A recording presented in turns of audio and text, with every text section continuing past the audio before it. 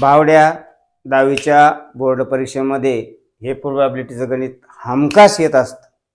तर एवढं सोपं आहे, डोकं लावायचा विषयच नाही, कारण आपल्याकडे डोकंच नाही। बघ डोकं न लावता कसं सोडून दाखवतो बघ। सिंपल आहे बघ, आपल्याला प्रोबॅबिलिटी दिलेली आहे 3/4 आणि n ऑफ a दिलेलं आहे 24 आणि n ऑफ s आपल्याला फाइंड करायचं आहे, म्हणजे काढायचं आहे। या तीन गोष्टीपैकी एक गोष्ट कोणती दिलेली असती आणि दोन गोष्टी दिलेल्या असत्या आणि एक गोष्ट काढायची असते। तर आता या ठिकाणी काय दिलेलं आहे, आपल्याला प्रोबॅबिलिटी दिली आणि n ऑफ a दिलेलं आहे। n ऑफ s किती सोपं सहज फाइंड करू शकतो आपण आणि सहज आपले 1 किंवा 2 मार्क आपल्या अकाउंट मध्ये सेव्ह होऊन जाऊ शकतात। ते बघ एकदा। चल, फॉर्म्युला काय आपला, p of a is equal to n of a upon n of s। p of a किती आहे बेटा, 3/4 आणि n ऑफ a किती आहे भावड्या, 24। आणि आता काय काढायचं, n ऑफ s।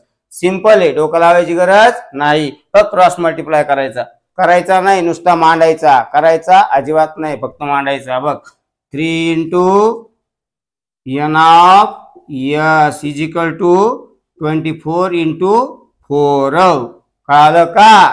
चल, n of s is equal to 24 × 4 आणि 3 हे मल्टिप्लायचे 3 गपकन कुठे जाणार, खाली जाणार डिवाइडला। कुठे जाणार, खाली जाणार डिवाइडला। कसे जाणार, गपकन जाणार। कसे जाणार, गपकन जाणार। बघ 3 1, आता 3 न काय करायचं, वरती काटाकाटी करून घ्यायची। 3 न बघूया, 3 1 3, 3 8 24, कितीचा आला भाग 8।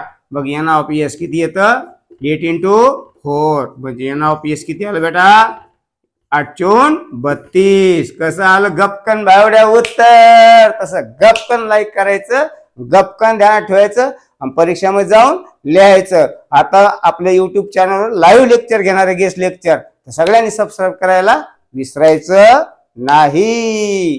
कसं, मास्तर म्हणे तसं।